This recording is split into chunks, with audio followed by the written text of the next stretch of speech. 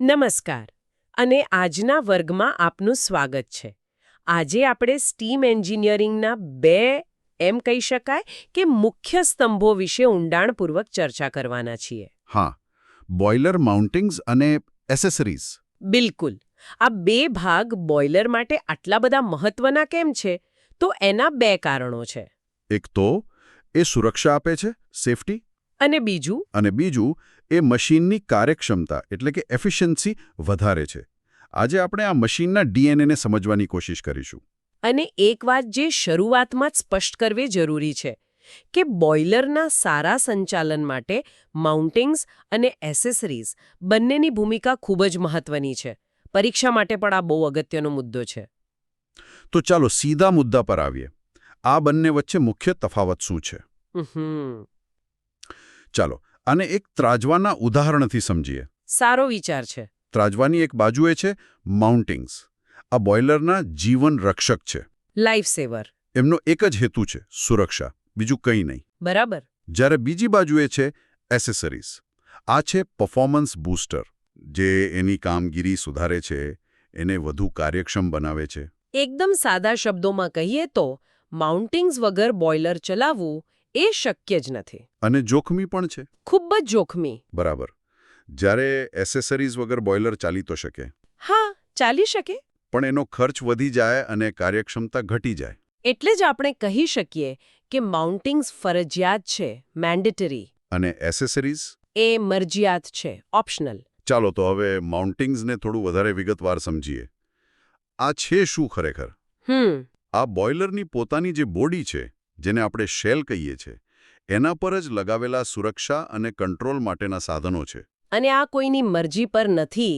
આ આઈબીઆર એટલે કે ઇન્ડિયન બોઇલર રેગ્યુલેશન્સ મુજબ ફરજિયાત છે. અચ્છા, આનો સીધો અર્થ એ થયો કે આના વગર બોઇલર ચલાવવું એ ગેરકાયદેસર છે અને જોખમી તો છે જ. અને પરીક્ષામાં આ સવાલ પૂછાઈ શકે છે, ખરું ને? બિલકુલ. પરીક્ષામાં પૂછાઈ શકે છે કે માઉન્ટિંગ્સ એ બોઇલરનો જ એક ભાગ એટલે કે પાર્ટ ઓફ બોઇલર ગણાય છે. સરસ. તો હવે આપણે કેટલાક મુખ્ય માઉન્ટિંગ્સ જોઈએ, જે એમ કહી શકાય કે બોઇલરની આંખ અને કાન જેવા છે. બરાબર. સૌથી પહેલું છે પ્રેશર ગેજ. Pressure gauge. હા, આ બોઇલરની અંદર જે સ્ટીમ છે એનું દબાણ માપે છે.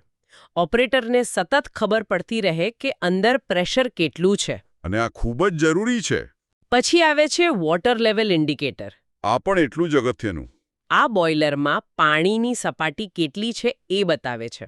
જો પાણી ઓછું થઈ જાય તો શું થાય? તો બોઇલર ઓવરહીટ થઈ જાય અને એનાથી મોટો અકસ્માત થઈ શકે છે. એટલે જ સુરક્ષા માટે આ બહુ જરૂરી છે. એટલું બધું જરૂરી છે કે નિયમ મુજબ દરેક બોઇલરમાં ઓછામાં ઓછા 2 વોટર લેવલ ઇન્ડિકેટર હોવા જ જોઈએ. 2?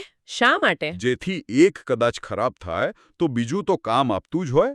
અહીં ભૂલને કોઈ અવકાશ નથી. વાહ! હવે આવે છે બોઇલરનું સૌથી મહત્વનું માઉન્ટિંગ. Safety valve. હા, સેફટી વાલ્વ. તેનું મુખ્ય કાર્ય શું છે? એનું કામ એક જ છે.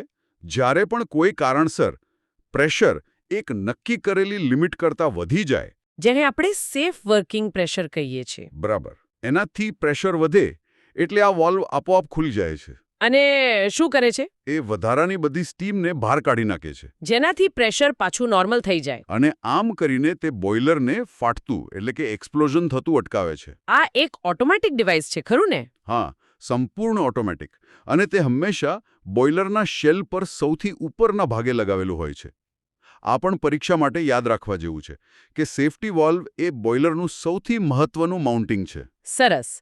હવે વાત કરીએ કંટ્રોલ વાલ્વની, જે આવક અને જાવકનું નિયમન કરે છે. ટ્રાફિક કંટ્રોલ જેવું? હા, બિલકુલ. પહેલો છે steam stop valve. Steam stop valve. આ બોઇલરમાંથી જે સ્ટીમ બહાર જાય છે એના પ્રવાહને રોકે છે અથવા ચાલુ કરે છે. મેઇન ગેટ જેવું? બરાબર. અને બીજો છે ફીડ ચેક વાલ્વ. આ બહુ રસપ્રદ છે. હા, આ વાલ્વ પાણીને બોઇલરમાં દાખલ તો થવા દે છે, પણ પાછું આવતા રોકે છે. એકદમ સાચું. તે એક વન વે ટ્રાફિક જેવું કામ કરે છે. એટલે જ આ ફીડ ચેક વાલ્વને નોન રિટર્ન વાલ્વ પણ કહેવામાં આવે છે, કારણ કે તે પાણીના પ્રવાહને ઉલટી દિશામાં જવા જ નથી દેતો. બરાબર. હવે બોઇલરની સફાઈ અને જાળવણી પણ એટલી જ જરૂરી છે ને? ખૂબ જ જરૂરી છે. તો એના માટે પણ માઉન્ટિંગ્સ છે. પહેલો છે blow off cock. Blow off cock આ બોઇલરના તળિયે જે કાદવ અને કચરો એટલે કે મડ જમા થાય છે એને બહાર કાઢવા માટે વપરાય છે. અને એટલે જે હંમેશા બોઇલરના સૌથી નીચેના એટલે કે બોટમ ભાગમાં જ લગાવેલો હોય છે. જેથી બધો કચરો સરળતાથી બહાર નીકળી શકે. ગુરુત્વાકર્ષણના નિયમ મુજબ. હવે એક બીજું બહુ જ અગત્યનું સુરક્ષા ઉપકરણ ફ્યુઝિબલ પ્લગ. આ તો ગજબની શોધ છે. છે ને? જ્યારે પાણીનું સ્તર ખૂબ નીચું જતું રહે અને બોઇલર એકદમ ગરમ થવા લાગે એટલે કે ઓવરહીટિંગની સ્થિતિ સર્જાય ત્યારે આ પ્લગ જે ખાસ ધાતુનો બનેલો છે એ પીગળી જાય છે. અને જેવો એ પીગળે એટલે શું થાય? એમાંથી પાણી સીધું ભઠ્ઠીમાં જાય છે અને આગને ઓળવી નાખે છે. વાહ! એટલે કે અકસ્માત થતો જ અટકાવી દે. અને છેલ્લે મેનહોલ. આ તો એક મોટો દરવાજો છે. જેના દ્વારા કોઈ માણસ અંદર જઈને સફાઈ કે નિરીક્ષણ કરી શકે. બરાબર. તો આ હતા માઉન્ટિંગ્સ. જે બધા જ સુરક્ષા માટે હતા. ચાલો હવે માઉન્ટિંગ્સથી આગળ વધીને એસેસરીઝ પર જઈએ. એટલે કે પરફોર્મન્સ બૂસ્ટર પર. હા, આ એવા સાધનો છે જે બોઇલરની કાર્યક્ષમતા ઇફિશિયન્સી વધારે છે. અને એ બોઇલરનો મુખ્ય ભાગ નથી હોતા પણ સિસ્ટમ સાથે જોડાયેલા હોય છે. એમનો મુખ્ય હેતુ શું છે? બળતણ બચાવવું એટલે કે ફ્યુલ બચાવવું અને સ્ટીમનું ઉત્પાદન વધારવું. અને આપણે પહેલા જ વાત કરી આ મરજિયાત છે. ઓપ્શનલ. હા, આનો અર્થ એ કે એસેસરીઝ લગાવવાથી બોઇલરની શરૂઆતની કિંમત એટલે કે કોસ્ટ તો વધે છે. પણ લાંબા ગાળે? લાંબા ગાળે બળતણની બચત થવાથી તે મોટો ફાયદો કરાવે છે. તો એસેસરીઝનું સૌથી ઉત્તમ ઉદાહરણ છે હીટ રિકવરી ઉપકરણો. વેસ્ટમાંથી બેસ્ટ. બરાબર. આ વેસ્ટમાંથી બેસ્ટ બનાવે છે. પહેલું છે ઇકોનોમાઇઝર. ઇકોનોમાઇઝર. એ શું કરે છે? એનાથી એ બોઇલરમાં જતા ઠંડા પાણીને પહેલેથી જ ગરમ કરી દે છે. એટલે ઓછો કોલસો બાળવો પડે. બિલકુલ. અને બીજું છે એર પ્રીહીટર. એર પ્રીહીટર. એ પણ આ જ ગરમ વાયુઓનો ઉપયોગ કરે છે પણ એ ભઠ્ઠીમાં જતી હવાને ગરમ કરે છે. એટલે બળતણ વધુ સારી રીતે સળગે. સાચી વાત.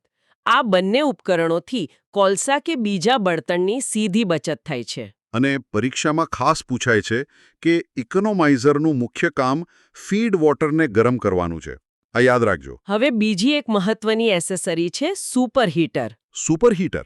આ સ્ટીમને વધુ પાવરફુલ બનાવે છે. કેવી રીતે? તે બોઇલરમાં બનેલી વરાળને ફરીથી ગરમ કરે છે અને તેને એકદમ સૂકી એટલે કે ડ્રાય બનાવે છે. અચ્છા, એટલે એમાંથી પાણીના કણ દૂર થઈ જાય. હા, એના માટે સ્ટીમ સેપરેટર પણ વપરાય છે જે વરાળમાંથી પાણીના કણોને અલગ પાડે છે. અને આ સૂકી સ્ટીમ ટર્બાઇન જેવા મશીનો માટે ખૂબ જ સારી ગણાય છે. સુપરહીટરના ઉપયોગથી બોઇલરની થર્મલ એફિશિયન્સી એટલે કે ઉષ્મીય કાર્યક્ષમતા ખૂબ જ વધી જાય છે. હવે એક વ્યવહારુ સવાલ. બોઇલરમાં આટલા ઊંચા દબાણે પાણી પહોંચાડાય કેવી રીતે? આ સારો સવાલ છે. એના માટે પણ એસેસરીઝ છે. પહેલો છે ફીડ પંપ. Feed pump. તે બોઇલરમાં હાઈ પ્રેશરથી પાણી મોકલે છે. અને એનો નિયમ એ છે કે પંપનું પ્રેશર હંમેશા બોઇલરના પ્રેશર કરતાં વધારે હોવું જોઈએ. નહીંતર પાણી અંદર જશે જ નહીં. બરાબર. અને એનો વિકલ્પ છે ઇન્જેક્ટર. ઇન્જેક્ટર. આ પંપ વગર પાણી દાખલ કરવા માટેનું એક વૈકલ્પિક સાધન છે. અને આ બંને એસેસરીઝ ગણાય છે, બરાબર? હા, કારણ કે તે બોઇલરની બહારથી સિસ્ટમ સાથે જોડાયેલા હોય છે. એનું મુખ્ય કામ પાણીને બોઇલરના ડ્રમ સુધી પહોંચાડવાનું છે. ચલો, તો આપણે જે પણ શીખ્યા તેને ટૂંકમાં ફરી એકવાર જોઈ લઈએ. રિવિઝન કરી લઈએ. માઉન્ટિંગ્સનો મુખ્ય હેતુ છે સુરક્ષા. જ્યારે એસેસરીઝનો મુખ્ય હેતુ છે કાર્યક્ષમતા. માઉન્ટિંગ્સ ફરજિયાત છે. અને એસેસરીઝ મરજિયાત છે. માઉન્ટિંગ્સ બોઇલરના શેલ પર લાગે છે. જ્યારે એસેસરીઝ સિસ્ટમ સાથે જોડાય છે. ઉદાહરણ તરીકે વોટર લેવલ ઇન્ડિકેટર એ માઉન્ટિંગ છે. અને સુપરહીટર એ એસેસરી છે. આને યાદ રાખવાની ચાવી શું છે? Safety versus efficiency. જો પરીક્ષામાં પૂછાય કે સેફટી વાલ્વ શું છે તો જવાબ શું આવે? માઉન્ટિંગ, કારણ કે એ સુરક્ષા માટે છે. બરાબર. આ તફાવત યાદ રાખવા માટે એક સરળ સૂત્ર પણ છે. M=S અને A=E. ઓ, આ તો બહુ સરસ છે. એટલે કે માઉન્ટિંગ્સ સેફટી, સુરક્ષા. અને એસેસરીઝ એફિશિયન્સી, કાર્યક્ષમતા. જે સુરક્ષા આપે તે માઉન્ટિંગ. અને જે ફાયદો કરાવે તે એસેસરી. જેમ કે ઇકોનોમાઇઝર બળતણની બચત કરાવે છે એટલે કે ફાયદો કરાવે છે.